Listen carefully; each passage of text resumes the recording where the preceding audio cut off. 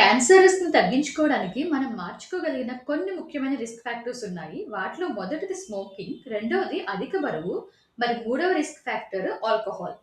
Alcohol అంటే మందు తాగడం కనీసం 7 రకాల క్యాన్సర్‌లకు కారణమవుతుందని రిపోర్ట్స్ చెప్తున్నాయి. చాలా మందికున్న ప్రశ్నలు రోజుకొక గ్లాస్ ఆల్కహాల్ తీసుకుంటే పర్లేదా?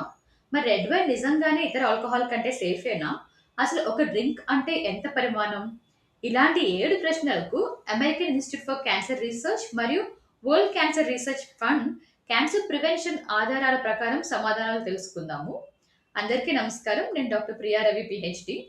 మన మొదటి ప్రశ్న, రెడ్ వైన్ నిజంగా ఇతర ఆల్కహాల్ కంటే సేఫా? రెడ్ వైన్‌లో యాంటీ ఆక్సిడెంట్స్ ఉంటాయి కాబట్టి, అది ఇతర ఆల్కహాలిక్ డ్రింక్స్ కంటే ఆరోగ్యకరమని చాలామంది అనుకుంటారు. కానీ క్యాన్సర్ రిస్క్ విషయానికి వస్తే, ఏ ఆల్కహాలిక్ డ్రింక్‌ను పూర్తిగా సేఫ్ అని చెప్పలేము.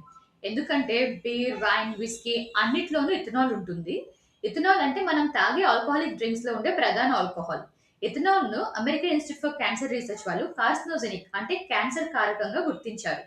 కాబట్టి క్యాన్సర్ విషయంలో రెడ్ వైన్‌కు ప్రత్యేకమైన సేఫ్ పాస్ అంటూ ఏమీ లేదు. ఇంక రెండవ ప్రశ్న, ఆల్కహాల్ వల్ల ఏ క్యాన్సర్‌లు వస్తాయి? అసలు వాటి ప్రభావం ఎంత ఉంటుంది? ఆల్కహాల్ అంటే చాలా మందికి ముందుగా గుర్తొచ్చేది లివర్ క్యాన్సర్ కదా! కానీ ఆల్కహాల్ ప్రభావం లివర్ క్యాన్సర్‌తో మాత్రమే ఆగిపోదు. ఆల్కహాల్ కనీసం 7 రకాల క్యాన్సర్‌లకు కారణమవుతుందని బలమైన ఆధారాలున్నాయి. అమెరికాలోని ఒక జనాభా స్థాయి అంచనా ప్రకారం ఆల్కహాల్‌కు నోటి మరియు ఫారింక్స్ క్యాన్సర్‌లో 40.9%, లారింక్స్ క్యాన్సర్‌లో 23.2%, లివర్ క్యాన్సర్‌లో 21.6%, ఈసోఫాగస్ క్యాన్సర్‌లో 21%, కొలరెక్టల్ క్యాన్సర్‌లో 12.8%కి కారణమవుతుందని అంచనాలున్నాయి. మహిళల్లో ముఖ్యంగా బ్రెస్ట్ క్యాన్సర్ కేసుల్లో 16.4% ఆల్కహాల్ కారణం. ఇక్కడ ఒక విషయం గుర్తుంచుకోండి. ఈ పర్సెంటేజెస్ మీకు ఇండివిడ్యుయల్‌గా అంతే శాతం క్యాన్సర్‌ని వస్తుందని కాదు. ఇవి జనాభా స్థాయిలో ఆల్కహాల్ వలన క్యాన్సర్ భారం గురించి చెప్పే అంచనాలు. ఇంక మూడో ప్రశ్న, నేను రోజు తాగను. జస్ట్ వీకెండ్స్‌లో మాత్రమే తాగుతాను. అది సేఫే కదా! చాలామంది ఇలా అనుకుంటారు. నేను ప్రతిరోజు తాగను. శుక్రవారం, శనివారం మాత్రమే తాగుతాను. కాబట్టి ఏం కాదు. కానీ అప్పుడప్పుడు తాగడం అంటే క్యాన్సర్ రిస్క్ పూర్తిగా జీరో అని కాదు. సాధారణంగా ఎంత ఎక్కువ ఆల్కహాల్ తీసుకుంటే ఆల్కహాల్‌తో సంబంధం ఉన్న క్యాన్సర్ రిస్క్ అంత ఎక్కువగా ఉంటుంది. అంతేకాదు కొన్ని క్యాన్సర్ విషయంలో రోజుకు ఒక డ్రింక్ కంటే తక్కువ స్థాయిలో కూడా రిస్క్ పెరిగే అవకాశం ఉందని రిపోర్ట్స్ చెప్తున్నాయి. ఇంక నాలుగో ప్రశ్న, నేను ఎక్కువగా తాగను. రోజుకి ఒక గ్లాస్ మాత్రమే తాగుతాను. అది పర్వాలేదు కదా అని. క్యాన్సర్ ప్రివెన్షన్ విషయంలో పూర్తిగా సేఫ్ అని చెప్పలేము. మీరు మహిళలకి రోజుకి ఒక డ్రింక్, పురుషులకు మెన్‌కి రోజుకు 2 డ్రింక్స్ అని గైడ్‌లైన్స్‌లో వినుంటారు. కానీ ఇది ఇంత ఆల్కహాల్ ఆరోగ్యానికి మంచిది అని అర్థం కాదు. ఇది ఆల్కహాల్ తాగాలని ఎంచుకునే వారికి చెప్పే పరిమితి మాత్రమే. ఆల్కహాల్ తాగని వ్యక్తి తాగడం ప్రారంభించమని వారిని ప్రోత్సహించడం కాదు. సో, క్యాన్సర్ రిస్క్ తగ్గించుకోవాలంటే ఆల్కహాల్ తాగకపోవడమే ఉత్తమం. ఇంకా ఐదో ప్రశ్న, అసలు ఒక డ్రింక్ అంటే ఎంత? అంటే ఒక గ్లాస్ మాత్రమే తాగుతా రోజుకి అంటున్నారు కదా! ఒక గ్లాస్‌లో సుమారు ఎంత ఆల్కహాల్ ఉంటుంది?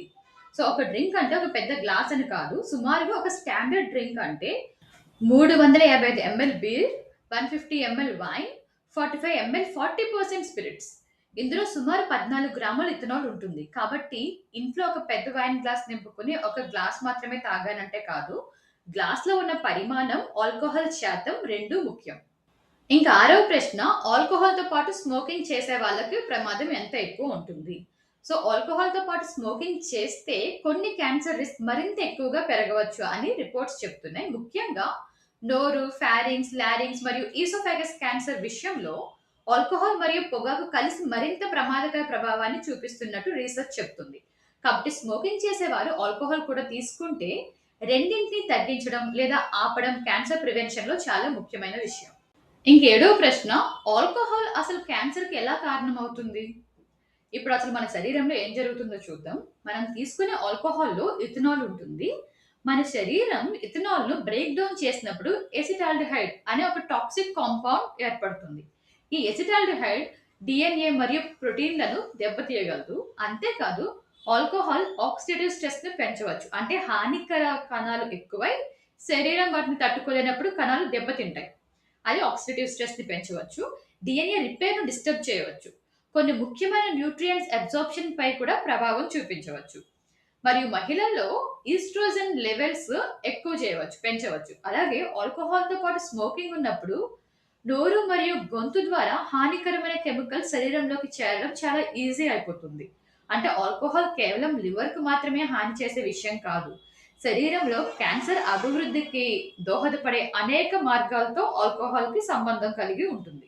సో, ఈ వీడియో ఎవరిని భయపెట్టడం గురించి కాదు, లేకపోతే తాగేవారిని జడ్జ్ చేయడం గురించి కాదు. సరైన సమాచారం తెలియజేయడం కోసమే ఈ వీడియోని షేర్ చేయండి. ఈ వీడియో మీకు యూజ్‌ఫుల్‌గా అనిపిస్తే సబ్స్క్రైబ్ చేసుకోండి. అలానే ఇలాంటి మరిన్ని వీడియోస్ చూడడానికి బెల్ ఐకాన్‌ని ప్రెస్ చేయండి. ఇప్పటివరకు ఓపికగా విన్నందుకు ధన్యవాదాలు. Thank you.